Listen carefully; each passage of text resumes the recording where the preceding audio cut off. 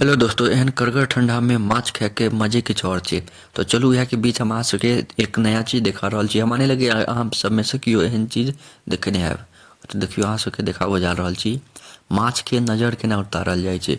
माछ के बहुत जल्दी नजर लगे छै। देखियो जे लकड़ी रहे छै जे जड़ल रहे छै, एकरा 3 बेर घुमा के रस में छुआबऽ के रहे छै। देखियो ई जे लकड़ी है एकरे कहै छै माछ के अथी नजर उतारै छै। माछ के बहुत जल्दी नजर लगै छै। तो ई माछ के नजर उतारै छी मिथिले में हमसब उतारै छी। अहाँ सब बताओ, अहाँ सब ई रस्म देखने छी कि नहीं माछ के एना नजर उतारैत। देखियो कते मस्त एकदम बनि रहल छै, कते गर्दा बनलैए। माछ के नजरो बहुत जल्दी लगै छै।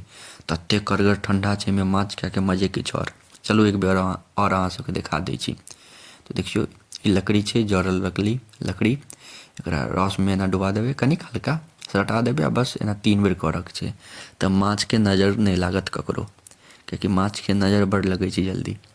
तऽ अहाँ सब कते देर तक देखो के लिए धन्यवाद।